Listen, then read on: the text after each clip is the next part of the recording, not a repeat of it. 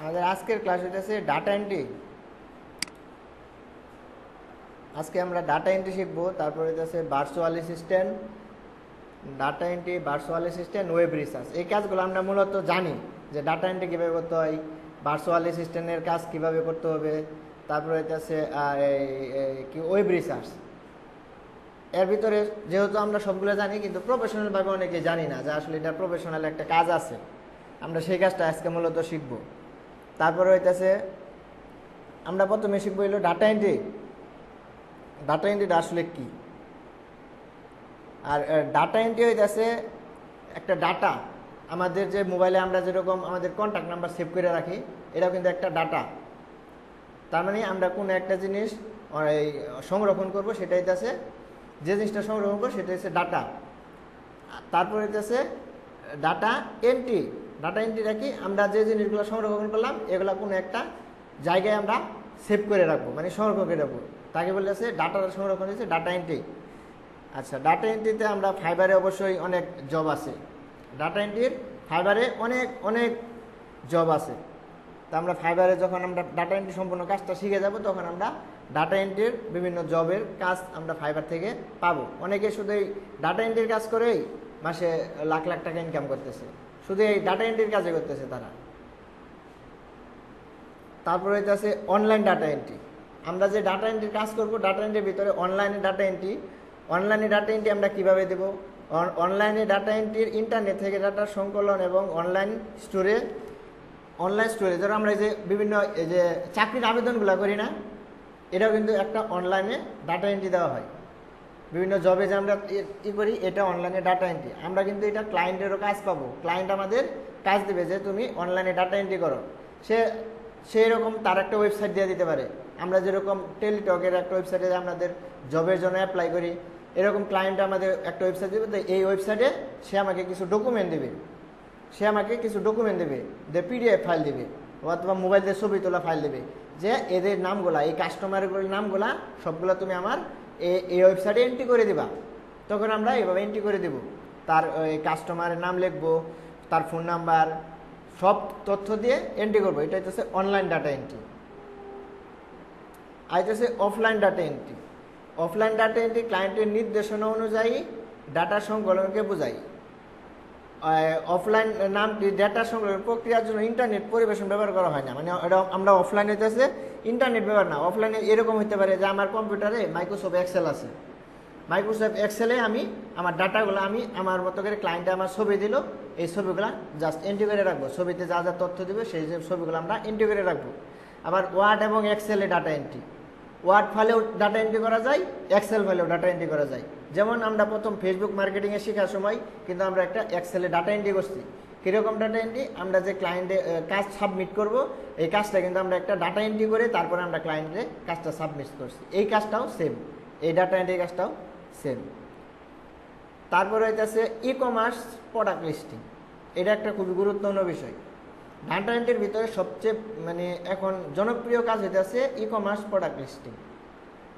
E commerce product listing বলতে এখানে বোঝানো হইতেছে, তোমার ধরো আমরা যদি একটা ই কমার্স সাইট, আমাদের ই কমার্স সাইট হইতেছে বাংলাদেশে দারাজ। এই দারাজে আসতেছে, যে দারাজে যে প্রোডাক্টগুলো এখানে আমরা দেখতে পারতেছি, দারাজে যত প্রোডাক্ট দেখবো আমরা এই মোবাইলে, এই প্রোডাক্টগুলো এন্ট্রি করছে একজন ডাটা এন্ট্রি ওয়ার্কারে। কে এন্ট্রি করছে এগুলা? প্রোডাক্টগুলো এন্ট্রি করছে একজন ডাটা এন্ট্রি ওয়ার্কারে। এই সমস্ত প্রোডাক্ট সে একজন ডাটা এন্ট্রি ওয়ার্কার। এটা কিন্তু একজন ওয়েব ডেভেলপারের কাজ না, এটা ওয়েব ডেভেলপার বা ওয়েব ডিজাইনারের কাজ না। এটা হইতেছে তোমার একজন ডাটা এন্ট্রির কাজ। তাহলে ই কমার্স সাইট, এটা একটা ই কমার্স সাইট। এই কমার্স সাইটে আমরা এদের ডাটা এন্ট্রিগুলা কীরকম ডাটা এন্ট্রি দিয়ে থাকে, তারা প্রোডাক্টের ছবি আপলোড করবে, টাইটেল, আর এই সকল তথ্য ক্লায়েন্ট আমাদের দিয়ে দেবে।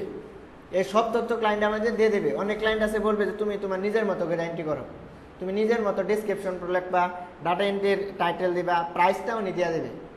এই যেরকমভাবে আমরা প্রোডাক্ট লিস্টিং করতে পারবো। এটা বলে হইতেছে ই কমার্স সাইটে প্রোডাক্ট লিস্টিং। এই কাজটা কিন্তু সবচেয়ে অনেক অনেক বেশি জনপ্রিয়। কারণ হইতেছে অ্যামাজন আছে, শপিফাই আছে, তারপরে ইবাই আছে। এইগুলাতে ডাটা এন্ট্রি কাজ করতে হয় এই এর জন্য, কি বলে, এই যে ই কমার্স সাইটে। আর হলো custom custom software data entry. Custom software কোনগুলা? কাস্টম সফটওয়্যার হইতেছে, ধরো আমরা যখন একটা কম্পিউটার শপে যাই, একটা কম্পিউটার আমি কেনার পরে তারা কিন্তু আমাকে একটা দেয়, যে কি বলে স্লিপ দেয়, মানে কি আমার বিল বাউচার দেয়। এই বিল বাউচার যে দিতে আছে আমার, তারা সমস্ত তথ্য নিতে আছে, আমার নাম, আমার মোবাইল নম্বর, কোথা থেকে, এই সবগুলো নিয়ে তারা একটা ডাটা এন্ট্রি করে রাখতেছে। এটাকে বলে কাস্টম সফটওয়্যার ডাটা এন্ট্রি। যেরকম এই যে স্কুল ম্যানেজমেন্টের যে সফটওয়্যারগুলো আছে, এগুলো কিন্তু কাস্টম সফটওয়্যার ডাটা এন্ট্রি। এটাকে আমরা যে কোনোভাবে মডিফাই করে আমাদের ডাটা এন্ট্রি করে রাখতে পারবো। তারপরে হইতেছে CRM data entry, customer relationship management, মানে হচ্ছে সিআরএম ডাটা এন্ট্রি। আর সিআরএম ডাটা এন্ট্রিতে আমরা কী কী রাখবো? ক্যালেন্ডার আছে, এমএস অফিস আছে, ডকুমেন্ট আছে, এসএমএস আছে, তারপর ইমেল আছে, অ্যাকাউন্টিং আছে, কন্ট্যাক্ট আছে, কাস্টমার ইকুয়ার আছে। এখন এই সমস্ত জিনিসগুলো আমরা কিসে রাখি? CRM data entry. এটাকে বলে CRM data entry. CRM data entry কীরকম? আপনারা দেখবেন অনেক সময় ইয়ার থেকে যে বিভিন্ন সিগারেট কোম্পানি থেকে আমাদের কাছে ফোন চলে আসে না, যে আপনি এই সিগারেটটা কি পছন্দ করেন কিনা। এইটা কিন্তু একটা সিআরএম ডাটা এন্ট্রি। এগুলা কিন্তু সিআরএম ডাটা এন্ট্রিতে করে এগুলা। আর এটা আছে যে আমরা অনেক সময় মোবাইলে এসএমএস পাইতেছি যে আমাদের ইয়েতে 20% ছাড়ে এই প্রোডাক্টে বিক্রি হচ্ছে। এই যে বিক্রি হইতেছে, এই যে তারা একটা আমাদের মেসেজ দিতেছে, এটা হইতেছে সিআরএম ডাটা এন্ট্রি। তারপর হইতেছে ERP data entry, enterprise resource planning. ERM data এন্ট্রির ইআরএম ডাটা এন্ট্রির বিভিন্ন সফটওয়্যার আছে বা এগুলোর ওয়েবসাইটই আছে আলাদা। আমরা যদি ইআরএম ডাটা এন্ট্রি ওয়েবসাইট লিখি, ইআরএম বা সিআরএম, আমাদের ক্লায়েন্ট আমাদের এটা প্রোভাইড করবে। ইআরএম ডাটা এন্ট্রি।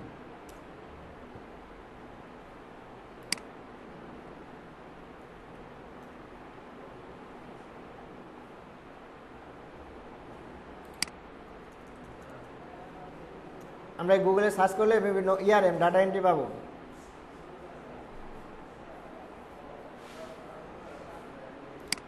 এটা হচ্ছে অনলাইন ডাটা এন্ট্রি।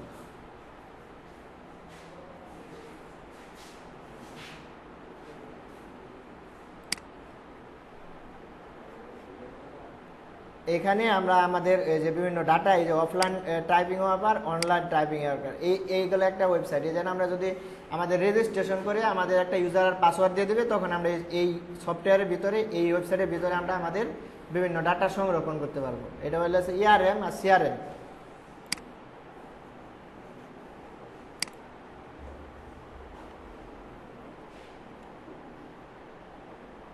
তারপরে হচ্ছে ডাটা স্ক্রিপ্ট। ডাটা স্ক্রিপ্ট অবশ্যই সবাই জানি যে অপ্রয়োজনীয় ডাটা ফেলে দেওয়া এবং প্রয়োজনীয় ডাটা সংরক্ষণ করা। অপ্রয়োজনীয় ডাটা ফেলে দেওয়া, আমাদের ক্লায়েন্ট আমাদের বলবে যে তুমি, সে আমাকে অনেক পিডিএফ ফাইল দিবে, অনেক 1-2 হাজার পৃষ্ঠার পিডিএফ ফাইল দিবে। 1-2 হাজার পিডিএফ ফাইল দেওয়ার সময় সে বইলা দিবে যে এখান থেকে তুমি এই ডাটাগুলা কালেক্ট করো, এই সমস্ত ডাটা কালেক্ট করে এগুলাকে তুমি আমার এক্সেল বা একটা ফাইলে আমাকে এন্ট্রি করে দাও। এই কাজ আমরা পাইতে পারি। তারপরে ডাটা মিনিং। ডাটা মিনিং হইতেছে ওই বিশাল, আমরা যে ক্লায়েন্ট যে আমাদের ডাটা স্ক্রিপ্ট করতে দিল, এখান থেকে অনেক ডাটা আমরা নিলাম, এই সমস্ত ডাটা থেকে ছোট্ট ছোট্ট ডাটা খুঁজে বের করা, এটা এক্সেল এন্ট্রি করে আমরা ক্লায়েন্টকে প্রোভাইড করতে হবে। এটা কীরকম? এটা ধরো আমরা একটা 1000 ফাইলের একটা এক্সেল শিট নিই, একটা এক্সেল না, word file.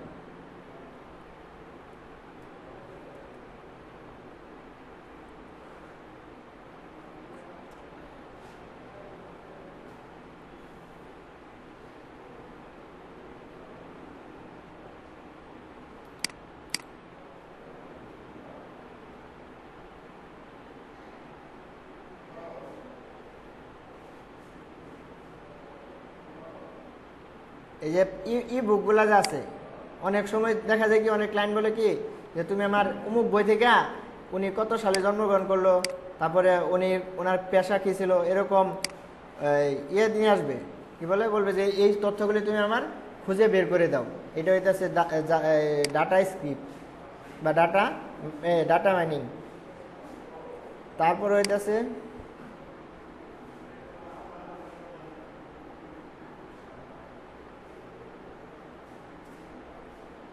Data research. Data রিসার্চটা হইতেছে এটাও একটা খুব জনপ্রিয় কাজ বর্তমান সময়ে। ডাটা রিসার্চ, ডাটা ধরা হচ্ছে যে তোমার একটা ডাটা বলবে কি যে এই বিষয়ে করোনার সর্বশেষ আপডেট এটা তুমি বের করে দাও। এখন আমরা জানি বিভিন্ন সব ওয়েবসাইট আছে যেখান থেকে আমরা এগুলো তথ্য পাইতে পারি, কিন্তু এই তথ্য তার নাও কাজে লাগতে পারে। সে বলছে টোটাল বিশ্বের ডাটা, তাহলে আমরা কোথায় পাবো? এই ওয়েবসাইটে যদি আমরা ডাটা রিসার্চ করি তাহলে আমরা বিভিন্ন জায়গায় যাই। সবচেয়ে জনপ্রিয় সাইট হলো কুরা। এই কুরা হইতেছে আনসার কোশ্চেন সাইট। এই কুরার মাধ্যমে তুমি যে কোনো প্রশ্ন যদি সাবমিট করো তার উত্তর পাবা। এই কুরার মাধ্যমে যে কোনো প্রশ্ন খুঁজলে এখান থেকে প্রশ্নের উত্তর পাওয়া যাবে। এরকম অনেক সাইট আছে, কুরা আছে, তারপরে ইয়াহো আছে, আনসার কোশ্চেন সাইট, এরা হইতেছে আনসার কোশ্চেন, উইকিপিডিয়া। এই সমস্ত সাইট থেকে আমরা আমাদের ক্লায়েন্টের যে তথ্য চাবে এখান থেকে আমরা খুঁজে বের করে দিতে পারবো।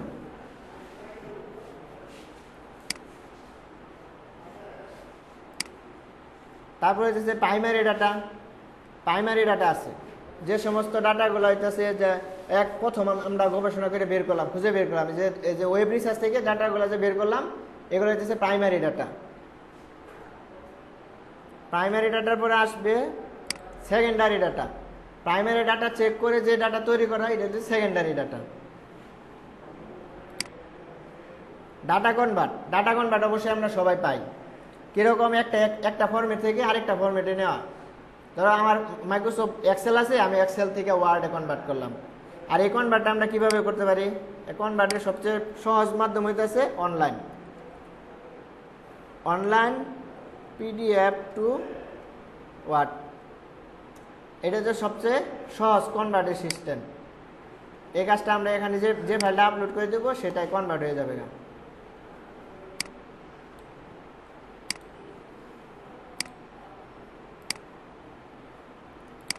এটা হচ্ছে ওয়ার্ড টু পিডিএফ দিতে হবে।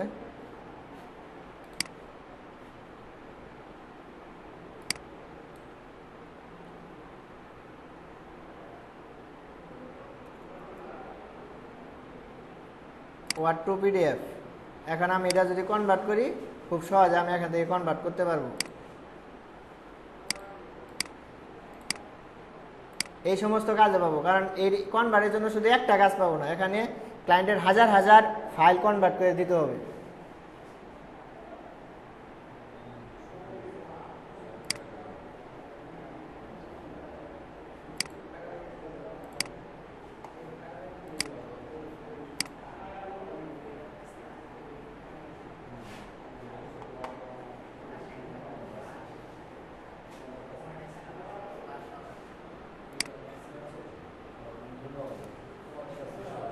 আচ্ছা, এখান থেকে আমরা করতে পারবো। এটা আমাদের নেটের প্রবলেম, তো এই যে করতেছে কনভার্ট সময় নিতে আছে। তারপরে পিডিএফ টু ওয়েবসাইটে যেটা দেখাইলাম ডাটা কনভার্ট সফটওয়্যার, এই যে অনলাইন থেকে ডাউনলোড করে আমরা নিয়ে কাজ করতে পারি।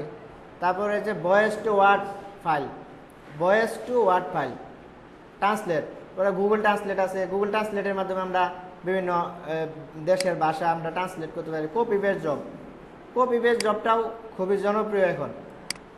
বিভিন্ন ওয়েবসাইট থেকে বলতে পারে যে এই ক্যাগলিস্ট থেকে, ক্যাগলিস্ট একটা ওয়েবসাইট যেখানে ইউএসের প্রায় অধিকাংশ লোকদের তথ্য পাওয়া যায়। কীরকম? তার ফোন নাম্বার পাওয়া যায়, তার ইমেল অ্যাড্রেস পাওয়া যায়। এগুলো খুঁজে বের করার জন্য আমাদের ক্লায়েন্টে কাজ দেবে, সেটাকে বলে হইলে কপি পেস্ট। তারপরে এই কাজটাও এখন মানে পাওয়া যায় ফাইবারে বা যে কোনো মার্কেট প্লেসে এই কাজটা পাওয়া যায়। কীরকম? যে data entry from scan copy on mobile photo. আমাদের ক্লায়েন্টে স্ক্যান করে অনেক কপি দিয়ে দেবে, অথবা হ্যান্ড রাইটিং অনেক কপি দিয়ে দেবে, স্ক্যান করা কপি দেবে। এগুলো আমাদের পিডিএফে টাইপ করে দিতে হবে, অথবা ওয়ার্ডে টাইপ করে দিতে হবে।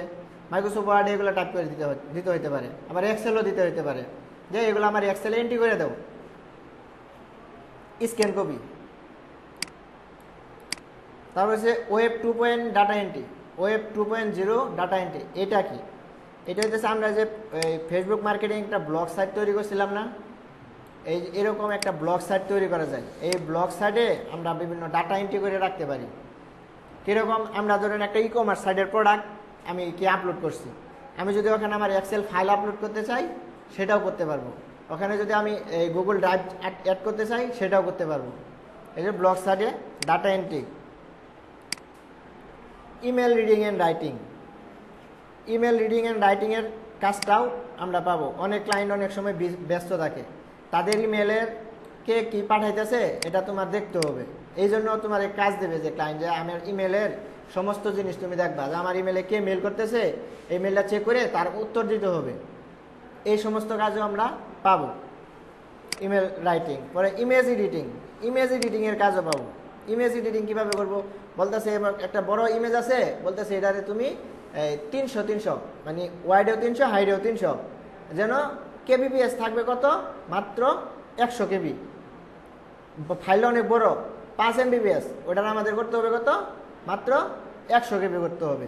তো এটা আমরা এক্সেল অনলাইনেও করতে পারি, আবার আমরা যদি চাই যে আমরা ওই অ্যাডোব ফটোশপ দিয়ে এই কাজটা করা সম্ভব। অনলাইনে এটা দেখি, অনলাইনে লিখতে হবে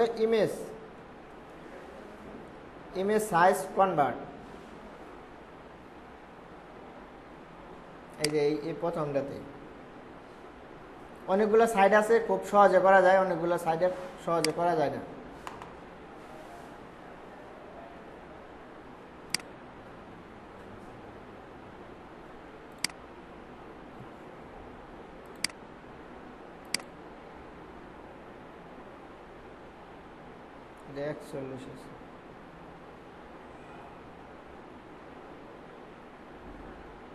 এটা আছে 6 MB আছে, এটা আপলোড করি। কন্টিনিউ এডিট,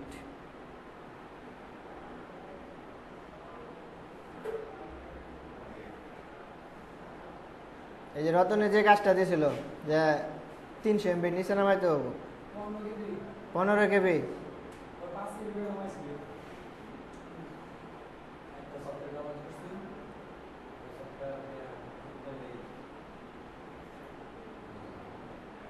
এই ছবিটা এনে শো করতেছে, শো করার পরে আমরা এই যে এখানে আমরা দিতে পারবো, এখানে 50% আছে, এখানে আমরা কাস্টম দিতে পারবো।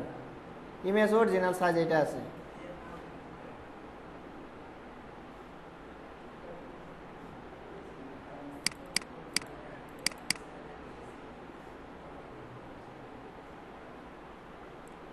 আপলোডের সময় নিতেছে, দেখি ক্রপ দিই, এটা সময় বেশি নেবে। এটা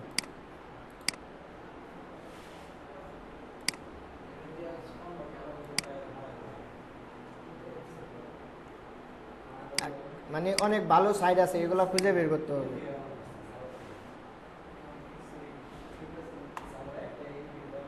এই যে এই সাইটটা ভালো, এখানে খুব সহজে কাজ করা যায়। আমরা ইমেজ আপলোড করার পরেই যে এখানে সব দেওয়া আছে, আমরা যেভাবে চাবো সেভাবেই হবে। এখানে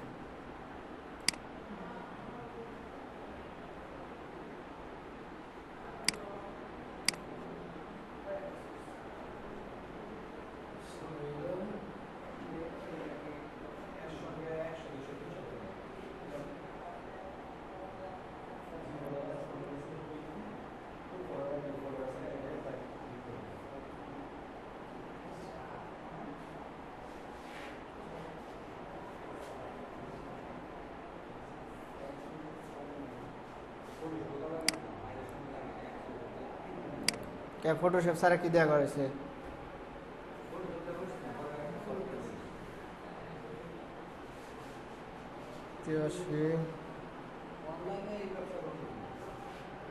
এই যে আমরা এই যে এখান থেকেই করে দিই নর্মাল না, এখান থেকে আমরা কত দিব, হাইট 500 আর হলো 500, তারপরে এই যে চেঞ্জ ফেল,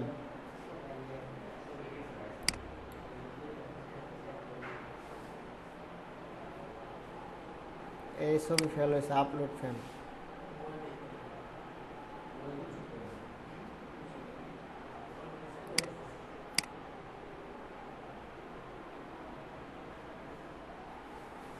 যাক এই এই সাইডটাতে ঝামেলা করতেছে, আর অন্য অন্য সাইড আমরা খুঁজে বের করে নিব যে আসলে কোনটা দিয়ে করা যায়। তারপরে HTML ডাটা এন্ট্রি। HTML-টা কি? এই HTML এর অনেক ক্লায়েন্টে বলবে তুমি আমার এই ট্যাগটা খুঁজে বের করে দাও, বা HTML এর এই কোডিংটা খুঁজে বের করে দাও। এটা কিভাবে খুঁজে বের করব? এটা খুঁজে বের করার জন্য আমরা একটা এই দারাজের ওয়েবসাইটে গেলাম। এই দারাজের ওয়েবসাইট থেকে আমরা এটা খুঁজে বের করব।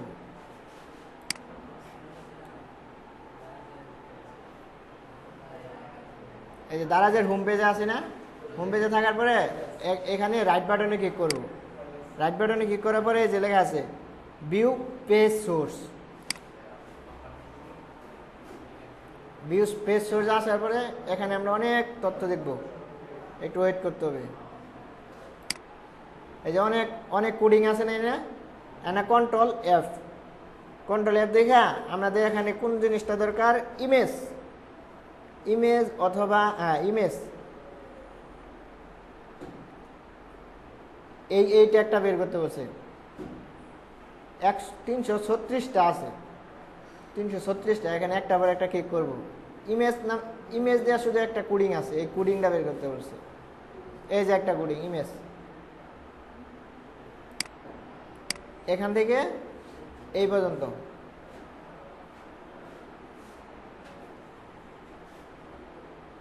এই যে এই পর্যন্ত এটা কোডিং একটা। এই কোডিংটা আমরা নিব, নেওয়ার পরে এখানে নিউ ফোল্ডার, তারপরে এই যে টেক্সট এখানে রাখবো, এখানে পেস্ট। এটা হইতেছে একটা ইমেজ অল্টার টেক বলতে এটা HTML এর একটা ট্যাগ। এইটা HTML সম্পর্কে হয়তো অনেকের ধারণা আছে, আবার নাই, কিন্তু এই কাজ আমরা ক্লায়েন্ট আমাদের দেবে যে তুমি HTML খুঁজে এই ওয়েবসাইট থেকে এই ট্যাগগুলো তুমি বের করে দাও। বলতে পারে ইমেজ, বলতে পারে বোল্ড, বলতে পারে ইতালি, বিভিন্ন ধরনের বলতে পারে। তো ইমেজ দিলাম, তারপরে এখন বলছে ক্লায়েন্টে যে না ইমেজ না, তুমি বের করবা এখানে কতটা ওয়েবসাইটকে লিঙ্ক দিছে, সে কতটা ওয়েবসাইটে লিঙ্ক দিছে, তাহলে দিব শুধু না, এখানে দিব হইতেছে এই চিহ্ন দিয়ে তারপর হইতেছে এই যে কয়টা ওয়েবসাইটে লিঙ্ক করছে সে, 12টা লিঙ্ক আছে। এই যে এটা একটা লিঙ্ক করছে, এই যে এটা হইতেছে লিঙ্ক করা। এই ট্যাগটা দিয়ে ওই HTML কোডিংয়ে লিঙ্ক করে।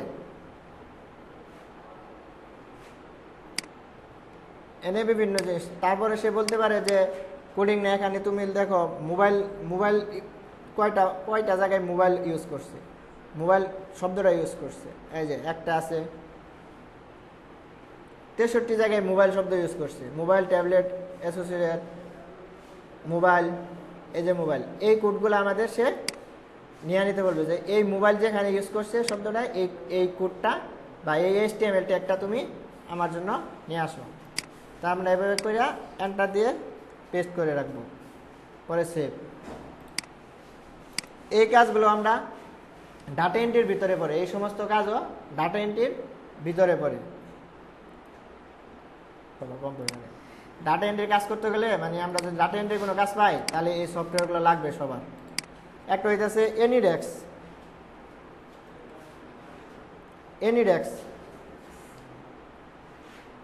সফটওয়্যার লাগবে। আচ্ছা আমি ওই সাইটটাই ভিউ করে দেখাই। এই যে এটা সবাই ছবি দিলেন,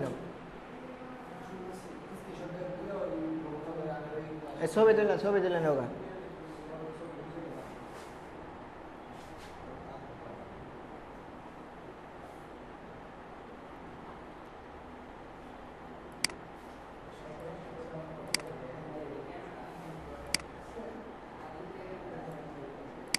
এই ভার্চুয়াল অ্যাসিস্ট্যান্টের জন্য আমাদের জুম সফটওয়্যারটা লাগবে, কারণ আমরা ক্লায়েন্টের সাথে কিন্তু জুমেই কথা বলবো, বা ডাটা এন্ট্রির কাজ করলেও তার সাথে আমরা জুমেই কথা বলবো।